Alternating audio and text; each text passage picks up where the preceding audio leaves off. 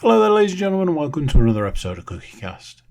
Today on CookieCast, it's the football podcast, and we might be a man short, but the content is nonetheless. We've got football reviews of games gone past, we've got football previews of games to come, a little bit of football news, and a roundup of everything going on in the football world. While I've got you, and before we get started, please do consider subscribing. It means the world to us. You can do it wherever you get your podcast. It doesn't matter where you get it, as long as you're clicking that subscribe button. That's awesome. Right, let's get going. So here we go. This is CookieCast, football podcast.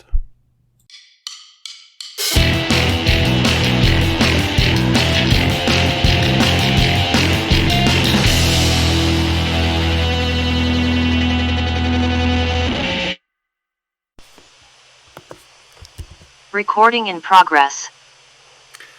There you go, recording in progress. Can only mean one thing, it's that time of the week, and by that time of the week it can only be football time. But which football? And for you eagle-eyed YouTube watchers, you'll notice that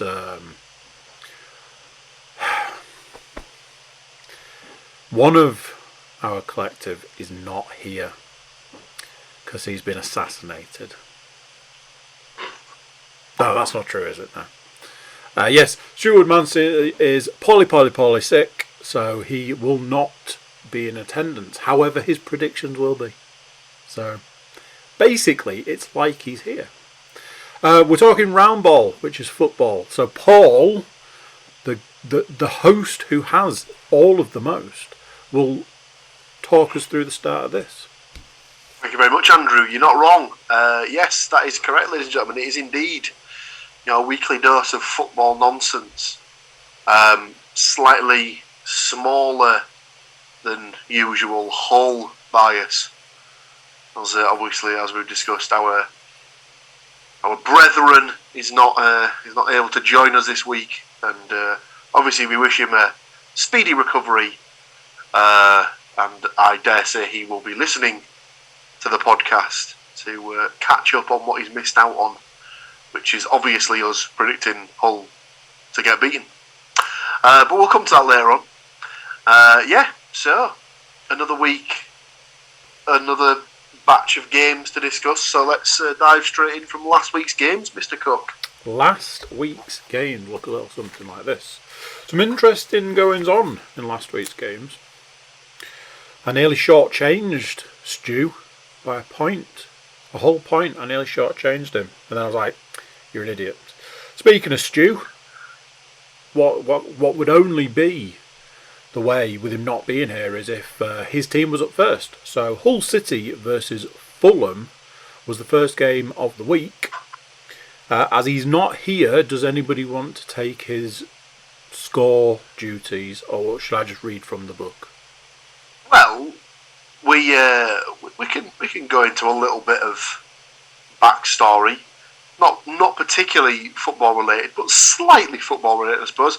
We were sat in the pub, and we were each checking our phones and watches and whatnot because we were assuming that something was wrong with the Sky Sports app or the BBC Sport website, as 40 minutes or so had gone in the Hull game and it was still 0-0.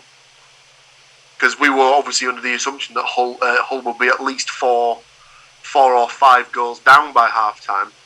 But that was not the case. That was not the case, Andrew. I believe that Hull actually managed to cover themselves in a little bit of glory by only getting beaten 1-0 by Fulham.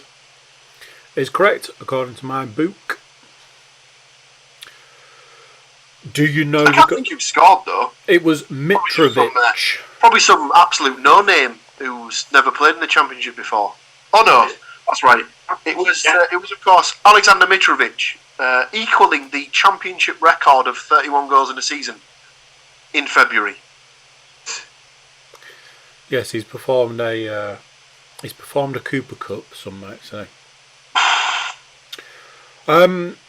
So, as Paul said, some people thought that it would be 4 or 5 goals to nil. Well done to Hull for doing the 1-0. Just doing a 1-goal loss. I predicted 1-0 to Hull. To Hull, so I was in the ballpark.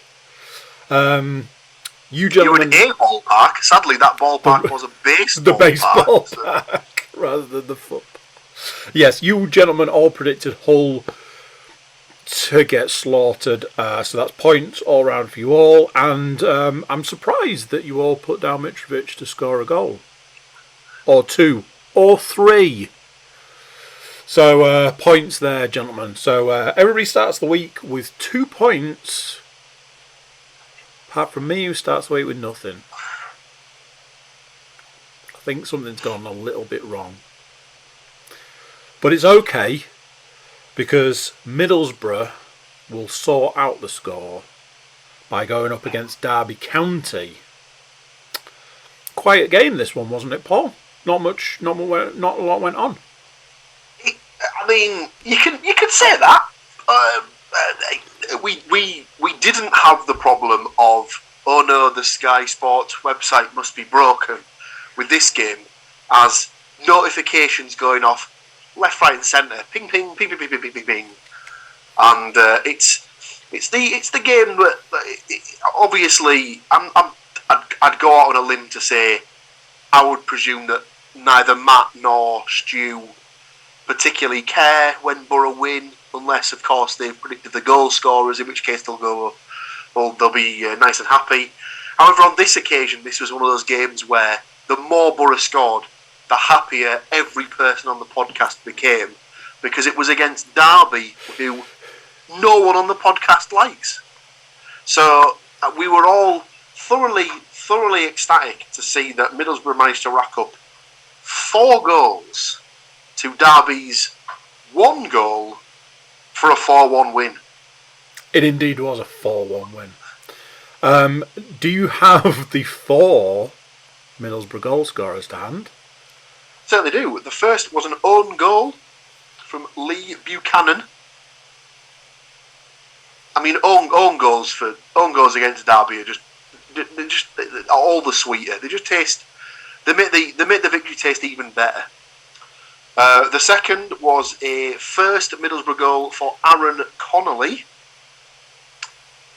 Third was Matt Crooks, who is a name that people on the podcast will have heard a lot of this season, as he's got a fair old few goals. Those first 3 goals came in the first half, and then there was a goal right at the end of the game by Duncan Watmore.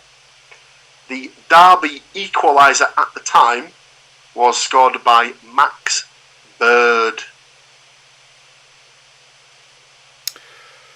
So there you go, 4-1 to the Borough. Everybody correctly predicted Middlesbrough to win, but nobody correctly predicted the score, because let's face it, it was 4-1. So point for everybody. Then it takes a bit of a turn, because Paul did not predict any goal scorers correctly. Stu did also not predict any goal scorers correctly. Matt, you predicted Crooks, so you get the 1. No surprises, I also predicted Crooks, so I get 1 from that as well. So a 1, a 1, a 2 and a 2. Speaking of a 2 and a 2, we're going down the road to Nottingham Forest versus Stoke City. Matthew? So yeah, as you kind of hinted towards, this was a 2-2 draw, and judging by the reports, it was quite a feisty game, quite an even game, kind of switching between the two. But Forest got, I can't remember. So I can't remember what the order it was. I think it was Stoke went 1-0 ahead, Forest equalised, or Forest went 1-0 ahead and Stoke equalised. Then Stoke took the lead from a vacant penalty after the Forest goalkeeper got sent off for, I mean, I've seen it now, it's stupid, but also, I mean, the player going down because he got a slap in the face is a joke. It's one of them things where I said it to Paul at the time and Stuart at the time. It's been coming, because in the Derby game the other week, Samba was nothing short of a prick, to be honest.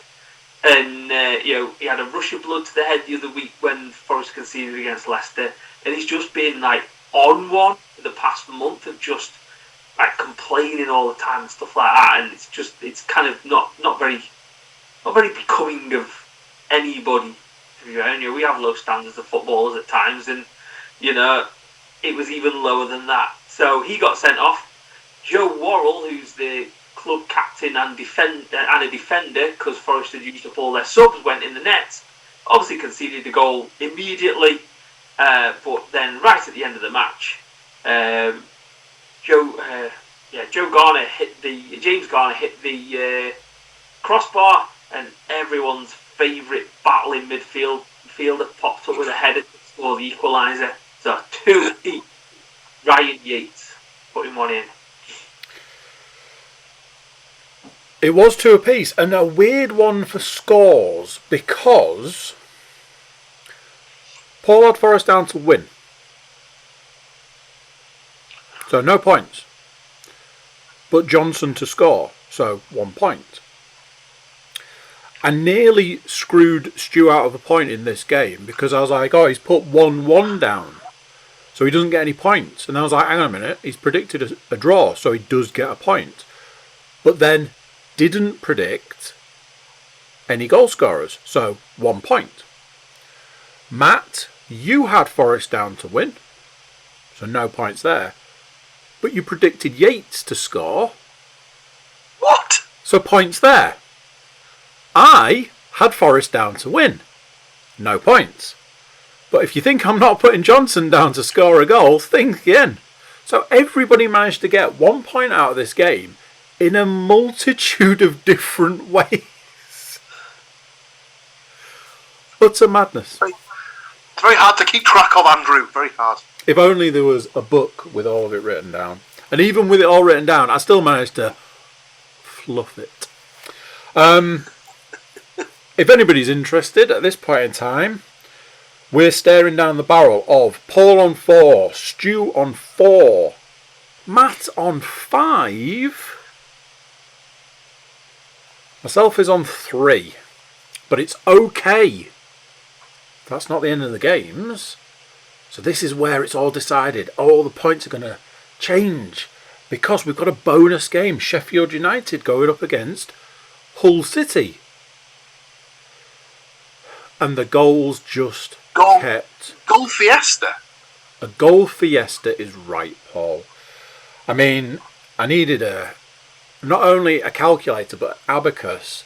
And I had to take my socks off so I could use my fingers and toes to get the goals. And you know what's coming. That's right.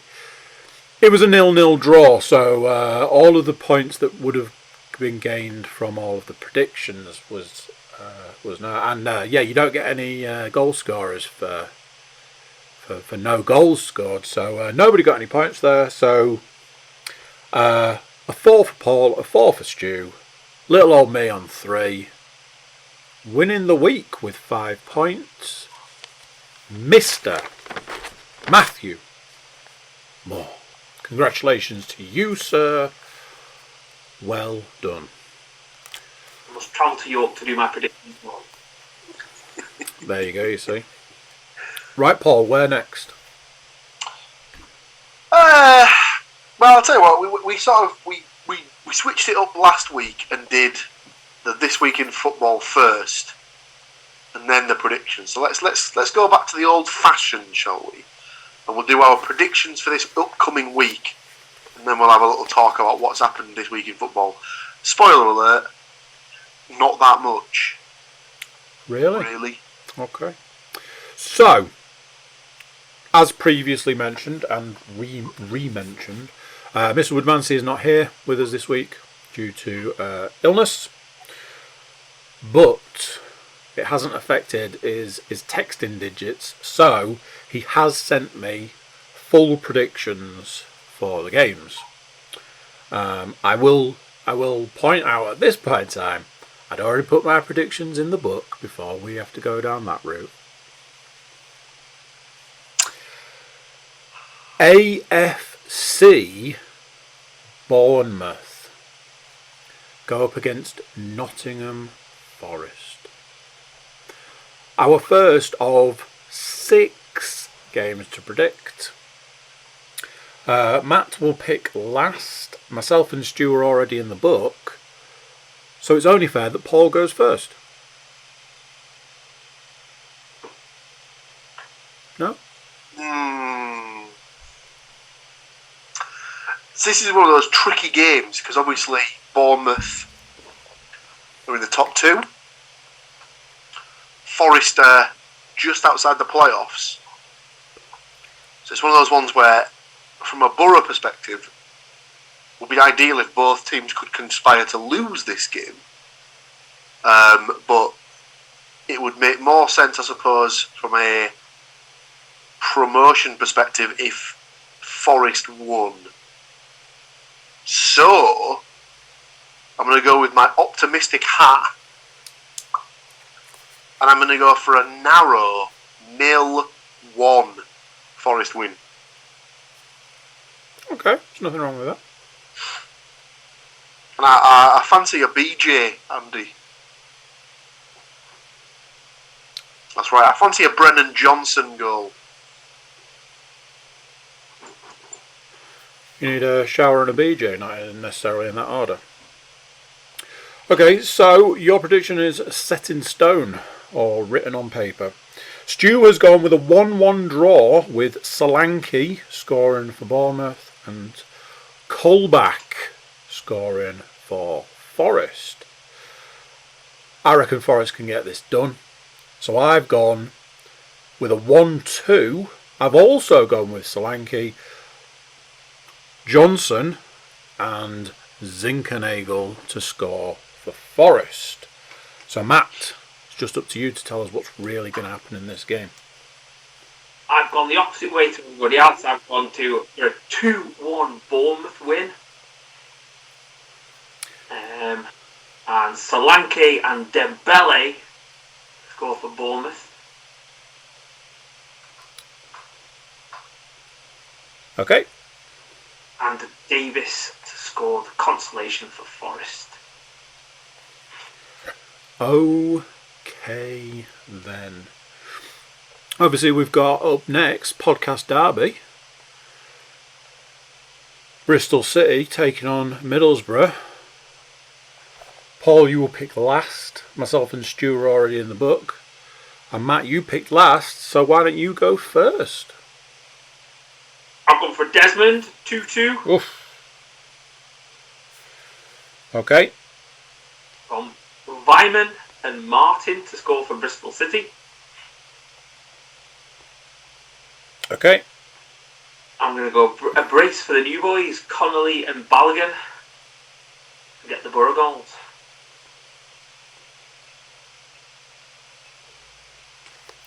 Okay, I've gone with Middlesbrough to absolutely smash this, 2-0. Crooks and Sporar. Stu reckons Middlesbrough are also getting it done, 1-0, with Balogun scoring the goal. So, Paul.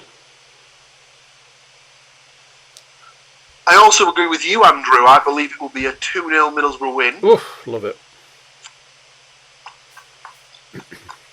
And I'll sort of combine yours and Matt's scorers, I think. I'll go for Crooks and Balogun.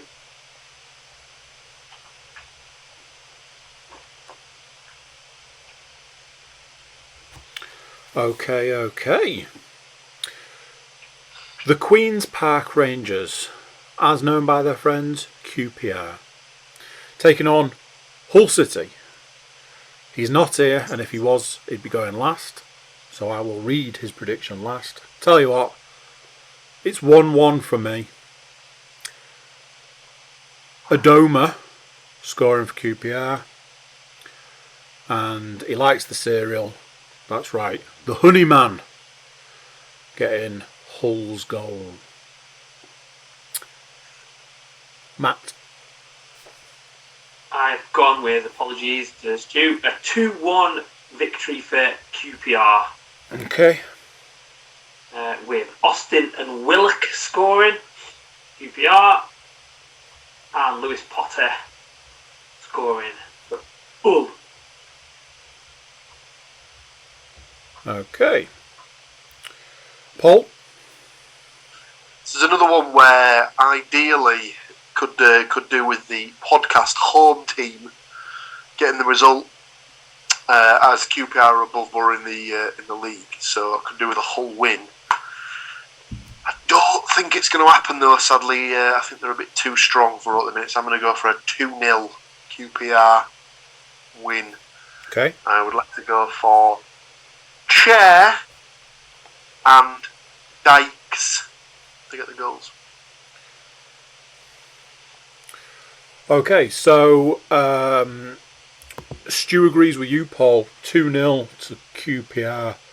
Odebajo and also Dykes scoring those goals. But wait, there's more. Back-to-back Hull games. Hull City versus the most Yorkshire town there is, Barnsley. I'm going in, boys. 1-0 to Hull. KLP. I've been laying off him for a while. But he's back and he's scoring goals. Paul. I will go for a narrow 1-0 Hull win, and I'm just checking to see if a guy still actually plays for them. I'm going to presume that Malik Wilkes is injured, because he isn't in the squad, or wasn't in the squad for the last game, and I don't think I've heard him score in about 8 years. So I will go for Fours to get the goal. Okay, Matt. I've gone to make it up. I've gone a 2-1 win for Hull. Nice. With the Honeyman and Syed Manesh. Okay. For Hull and Woodrow for Barnsley. Okay, Stu went with 1-0 Hull win. KLP scoring the goal.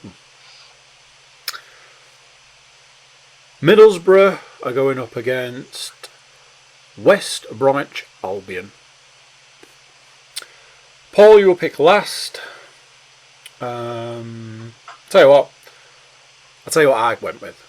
1-0 to the Borough.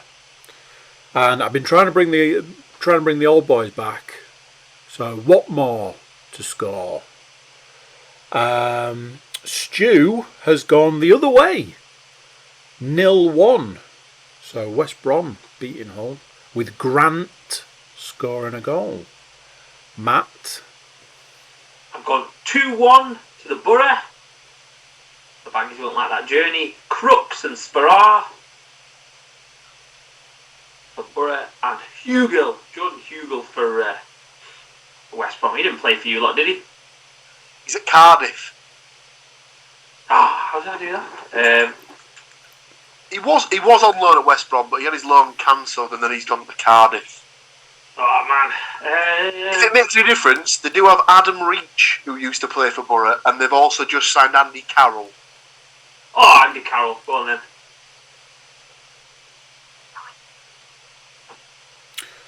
Paul, what's really going down in the Borough game? So Borough have just come off the back of a 6th consecutive win at the Riverside, and the old adage, all good things must come to an end. I believe it will. I'll go for a 1-1 draw. Okay. And I'll go for Dyke Steele to score for the Borough. And sadly, I do think it will be our friend Andy Beanpole Carroll who gets the goal for West Brom. Okay. One game to predict, and that game is the PNE, Preston North End, going up against Nottingham Forest. Again, this is the point in time I'd like to point out I had written my predictions in the book before getting Stu's, but Stu with a 1-2, with Archer scoring for Preston and Johnson with a brace. Spoilers, I went with a 1-2 with Evans scoring for the PNA and Johnson and Zinkernagel scoring for Forest. Paul. 1-1, Love it. please. Scorers. Yeah, I thought you were going to ask me that. For Forest, stick me down for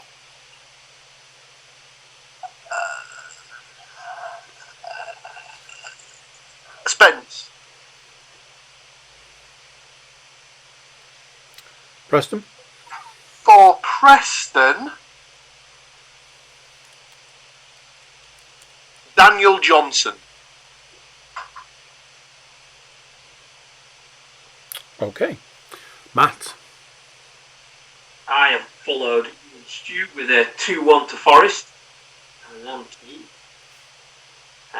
Because I believe speak Forest losing points into existence with these predictions. With Reece Jacobson scoring for Preston. And Garner and Zinkernagel for Forest.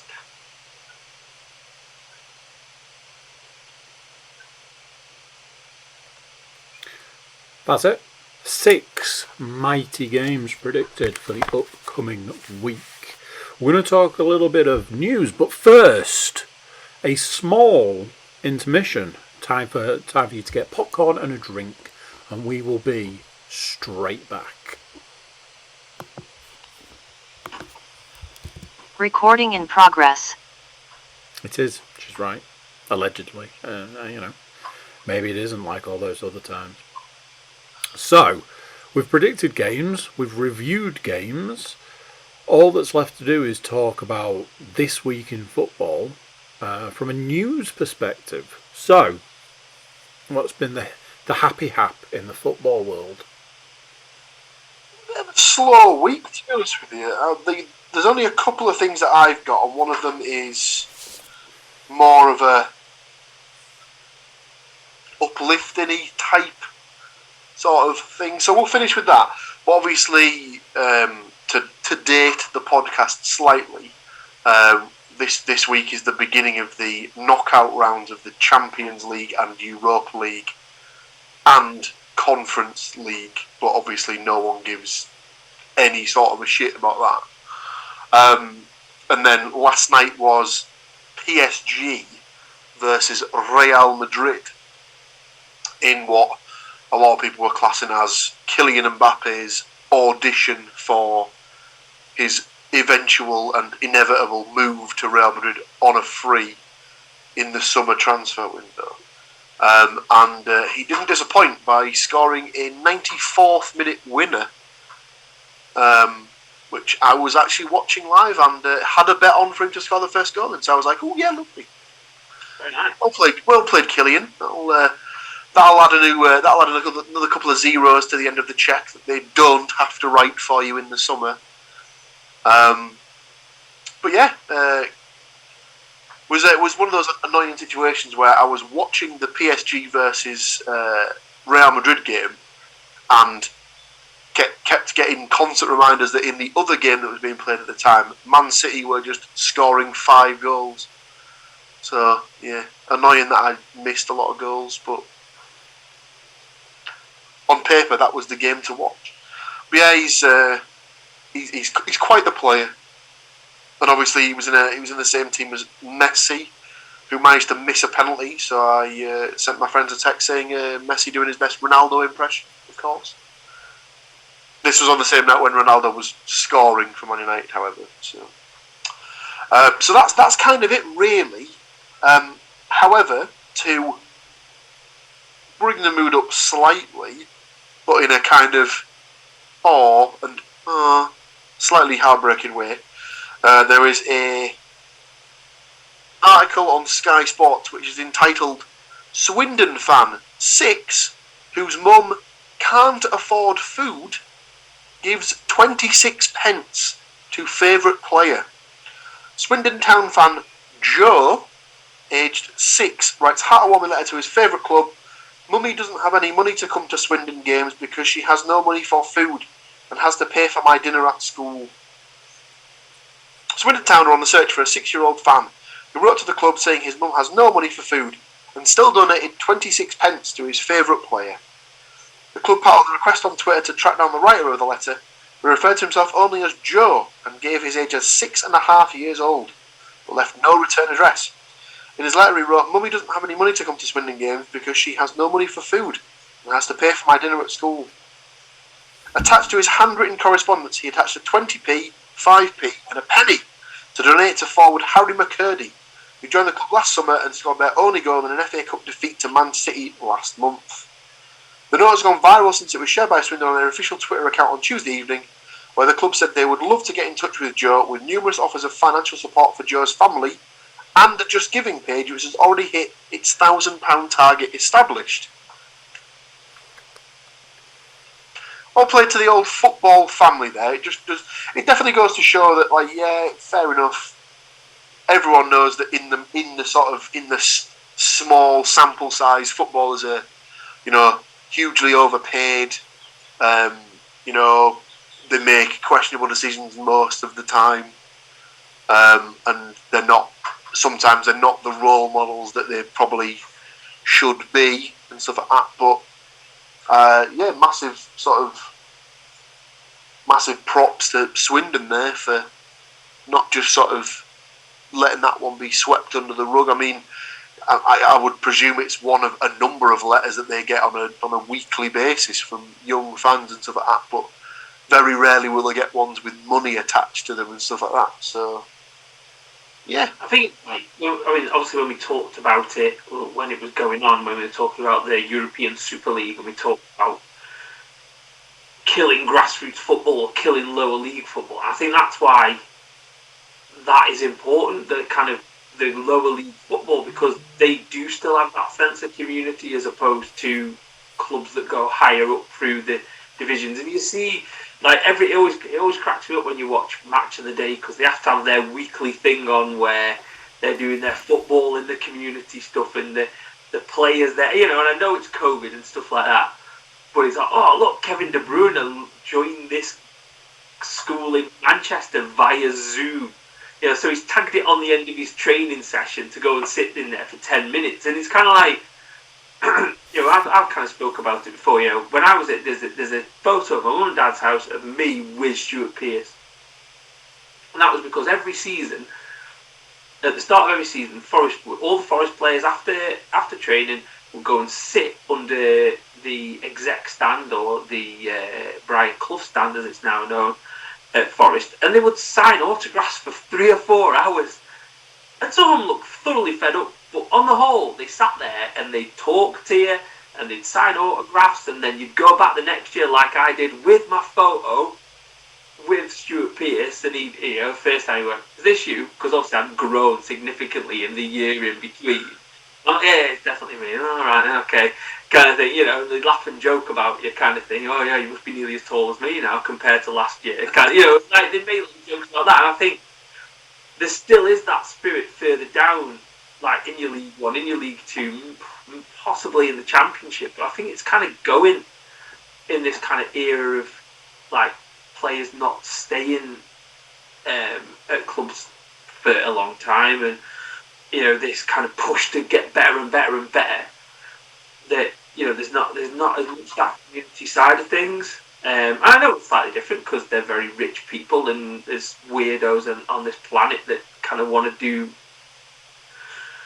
damage to people who are better, more famous than them or better at football than them. But I think like that kind of thing that a club is trying to reach out to a child, that it's a shame that he has to write a heartbreaking letter like that. But hopefully, kind of you can get in touch with him and provide them with the support that they need. But it did make me kind of chuckle when I saw that.